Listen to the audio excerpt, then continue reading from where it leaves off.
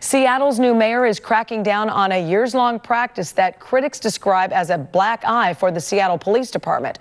It all centers on security and traffic work some officers perform while off duty. The FBI is now involved investigating a long-standing practice in which the work is assigned by other off-duty cops through third-party security companies. Our partners at Cairo Radio reported on allegations of strong-arm tactics to secure work for these off-duty cops and a system where some Seattle police officers are paid high management fees and are said to control certain areas downtown. Tonight, an FBI probe into Seattle police officers prompts a strong response from the new mayor. Now, in his first executive order since taking the office, Tim Burgess is calling for a total overhaul when it comes to the management of officers' off-duty work. King 5's Heather Greff has details on this new plan and why the police officers union is already pushing back. These practices were not stopped in the past, but ignoring them stops today. Demanding reform when it comes to the management of police officers' off-duty work. Mayor Tim Burgess signed the executive order on Wednesday afternoon, just 1 week after Police Chief Kathleen O'Toole confirmed an FBI investigation connected to possible criminal conduct by at least one of her officers.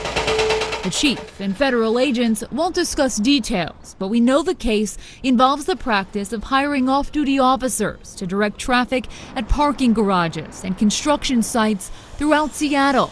The recent news that the FBI is investigating allegations of public corruption within our police department was a surprise. But the issue of secondary work has been with us since at least 2005.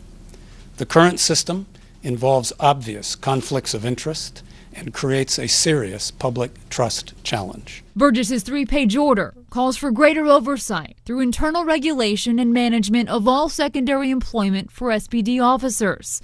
In other words, the city is taking control of the process and taking it away from private third-party groups who until now have handled just about all aspects of the highly profitable and highly sought-after off-duty jobs. It should have happened earlier, and as a council member, maybe I should have done more. But I wasn't mayor then, and I am now, and we're acting. But the president of the Seattle Police Officers Guild told King 5 it's not that simple. When the mayor puts out an executive order and said we're doing this, you pretty much circumvent the collective bargaining process. That's not how things are done. For Kevin Stuckey, it's about following state law.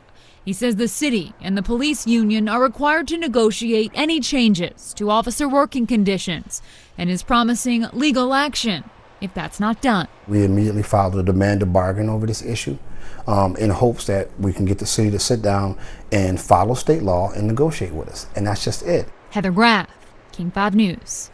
Well, this is much like the ongoing dispute over police body cameras in the city of Seattle. The union feels the use of the cameras is also subject to collective bargaining and has already filed an unfair labor practice complaint over that issue.